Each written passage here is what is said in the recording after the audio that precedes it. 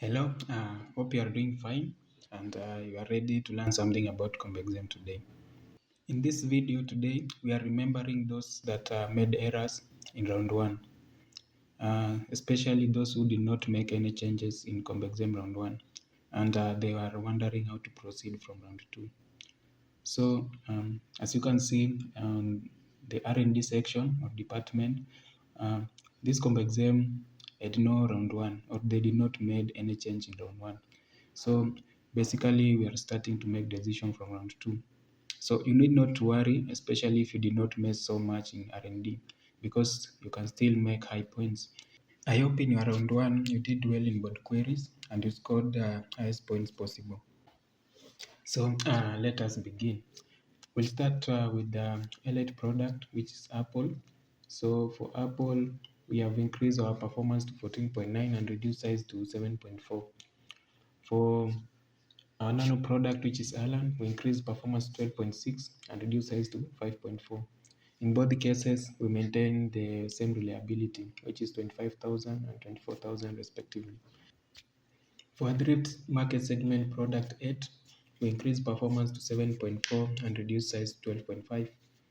For Arctic, a core product, we increased performance to 10.3 and reduced size to 9.7. As you can see, the revision dates for our product in nano and elite segment are quite late. So we need to adjust this and we can do that by using our TQM. So let us go to Tqm Strategies. On each strategies, we spend 1,000 per each, except for those strategies that influences admin cost and R&D cycle time. For those, we increase to 1,500 or 1,500.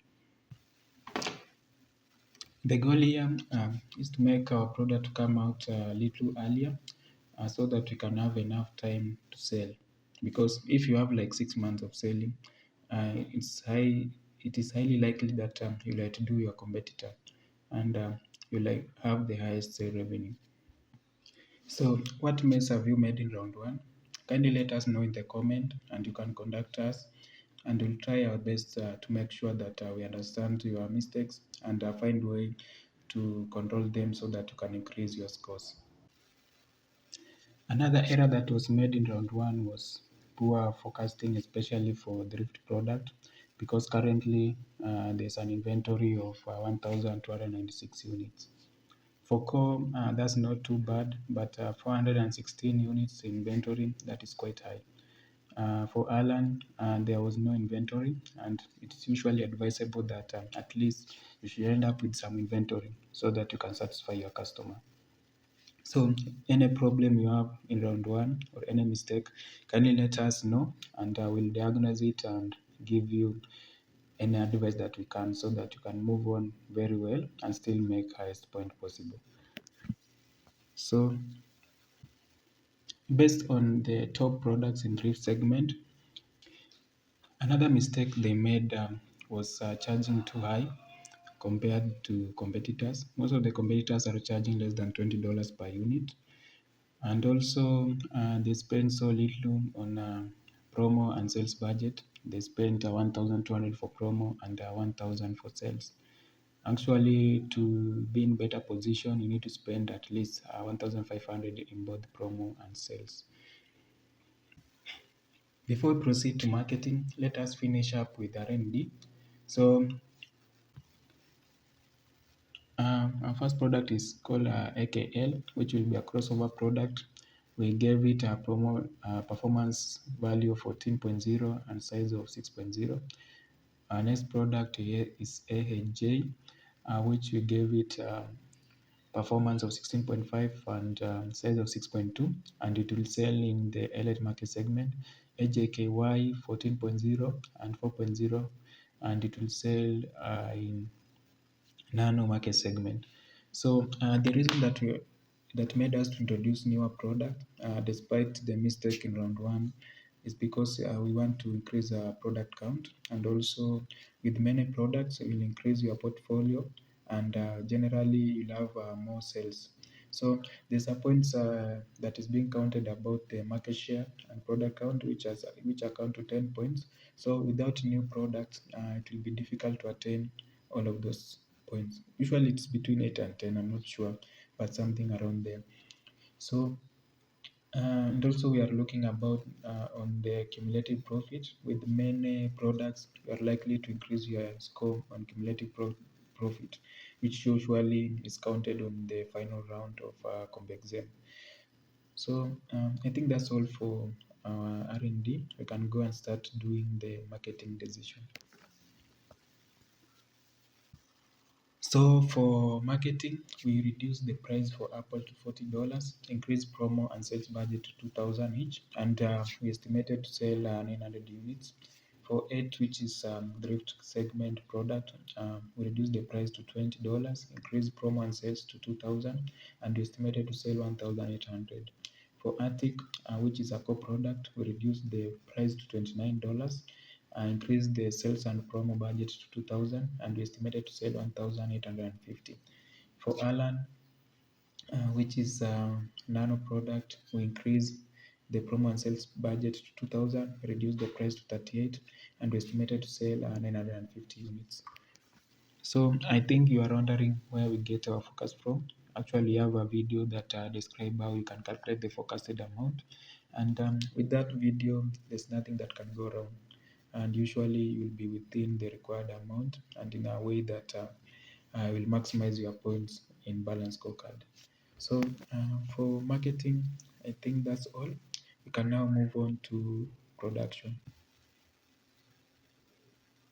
For marketing, Apple will produce 950, at 900 because we had too much inventory. Attic we produce 1,600, Alarm 1,200. For the all three products that we introduced, we purchased capacity of 300 units per each, and we gave them automation level of 5.0. For 8, we are anticipating that our demand will increase, so we are increasing capacity by 200, and we are also increasing it automation to 9. For Attic, we are buying capacity of 450 and increasing automation to 8. The reason for increasing automation for these two products, which is from nano and elite to high level, is because we want to cut down the labor cost as much as possible so that we can maximize our profit by reducing the production cost.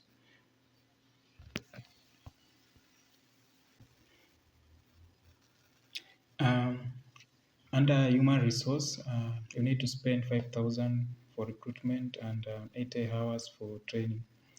With these values, you are going to maximize your score in a balanced scorecard that are influenced by the human resource department. Don't forget to spend the maximum, which is 5,000, and 8 hours for training, which is also the maximum. So for finance, there's several sections that we need to change. For example, we need to increase or issue long-term debt amounting to 27,000. With the 27,000 long-term debt, we'll have a balanced financial structure, and our cash position at the end of the year is still a very large positive number of 14,392, which is enough to offset us in case we have any problem that might lead to emergency loan. Actually, I think that's all for today. We can now check our expected points in CompXM after making this decision round 2, so that you can see how we'll proceed. As you can see, we are doing good in balance scorecard, and we are likely to score like 67 out of 80 points in the current round, which is not bad compared to what was scored in the previous round. So I think that's all for today. In case you have made any mistake in CompXM round 1, that is not the end of the road. Kindly communicate with us and we'll find a way that we can help you to improve your CompXM so that you can score highest point. Some with mistakes, they have still scored more than 900 points in CompXM, and it was very good. So if you have any question, any query, kindly contact us via the email we have provided in the video description below. That's all for today. Remember also to subscribe to our channel so that we can grow and help many people. Again, thank you. Have a nice time.